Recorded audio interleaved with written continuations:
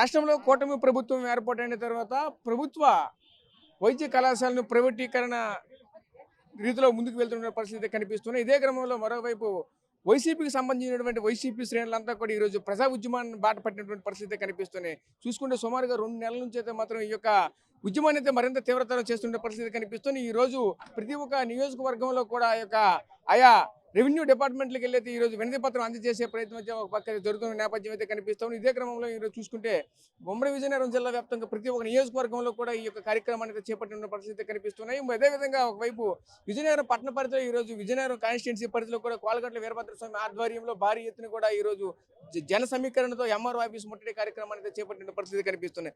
ఇదే క్రమంలో చూసుకుంటే దీనిపైన మనతో పాటు మాట్లాడడానికి కోలగట్ల శ్రావణి గారు అయితే మనతో పాటు ఉన్నారు. మేడం గారు చెప్పండి, ఎలా చూడాలి, ఏంటి ఈ యొక్క ఉద్యమాన్ని ఏ విధంగా ముందుకు తీసుకుని వెళ్తున్నారు ఏంటి? చూసుకుంటే గతం కంటే ఇప్పుడు కూడా ఉధృతంగా చేయనటువంటి పరిస్థితి కనిపిస్తుంది. ఒక జన సమీకరణ కూడా భారీ ఎత్తున వచ్చినటువంటి పరిస్థితులు కనిపిస్తుంది. ఎలా చూడాలి?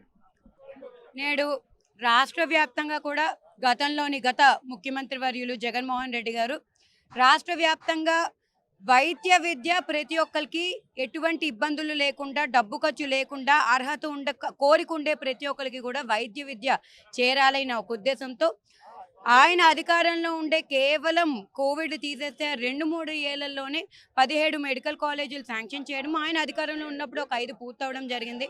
కానీ ఇప్పుడు నేటి ముఖ్యమంత్రి వర్యులు మేము మెయింటైన్ చేయలేము, ప్రభుత్వ మెడికల్ కాలేజీలు మేము మెయింటైన్ చేయలేము, మాకు చేత కాదు అని చెప్పేసి ఈరోజు ప్రైవేటైజ్ చేయడము చాలా అంటే చాలా ఒక సామాన్యులు అంటే మీరు డబ్బున్న వాళ్ళు కాబట్టి ఏదైనా కొనగలరు, విద్యనైనా అది ఏదైనా సరే మీరు కొనగలరు.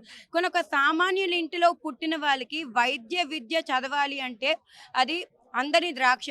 కానీ ఇప్పుడు జగన్మోహన్ రెడ్డి గారు పెట్టిన ఈ 17 మెడికల్ కాలేజీలు 200% కంప్లీట్ అయితే ప్రతి ఒక్కల కోరిక కూడా చిలకార కోరిక, వాళ్ళ కుటుంబ కోరిక ఈరోజు తీరే పరిస్థితిలోని నేటి ముఖ్యమంత్రి గారు మళ్ళీ వాటిని ప్రైవేటైజ్ చేయడము, మళ్ళీ దాన్ని దూరం చేయడము, ప్రైవేట్ వాళ్ళకి ఇస్తే ఎందుకు ఉచిత వైద్యము ఉచిత విద్య ఇస్తారు అని ఒక్కసారి ప్రశ్నిస్తున్నాను మీడియా మిత్రుల ద్వారా.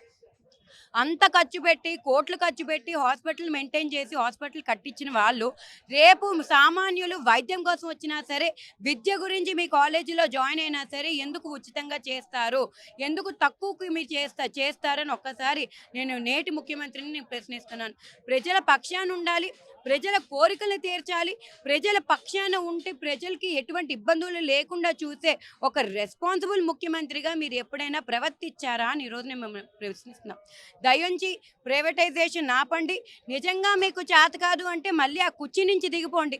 మళ్ళీ మా జగన్మోహన్ రెడ్డి గారు అధికారంలోకి వచ్చిన తర్వాత ఎలా చేయగలరో ఆయనకి బాగా తెలుసు, ఎలా చేస్తే ప్రజలకి మంచి జరుగుతుందని ఆయన బాగా తెలుసు. ఆగిపోయిన ఆ మెడికల్ కాలేజీలు కూడా పూర్తి స్థాయిలో మేము కంప్లీట్ చేసి చూపిస్తామని కూడా ఈరోజు ఈ ముఖ్యమంత్రికి మేము సవాల్ విసురుతున్నాం.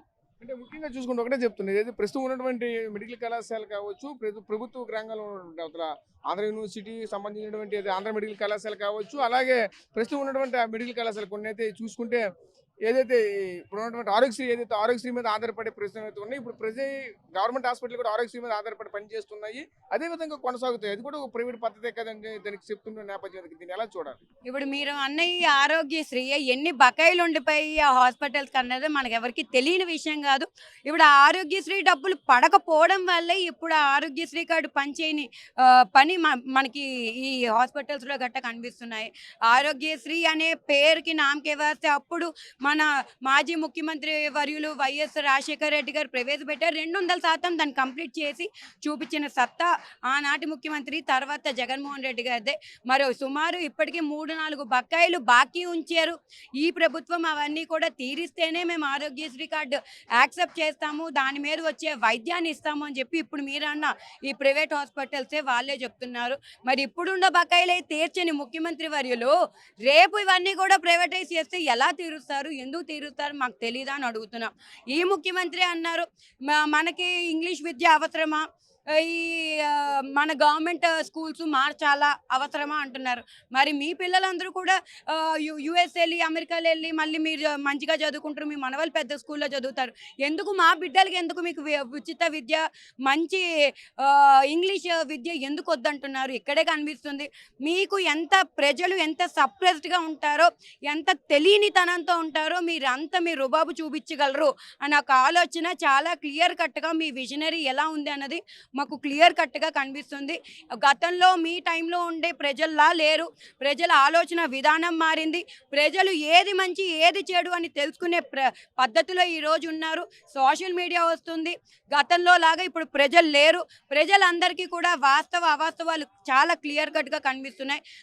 మీరు ఏదన్నా సరే ఈ ప్రైవేటైజేషన్ అవ్వడానికి మేము రెడీగా దానికి సిద్ధంగా మేము లేము.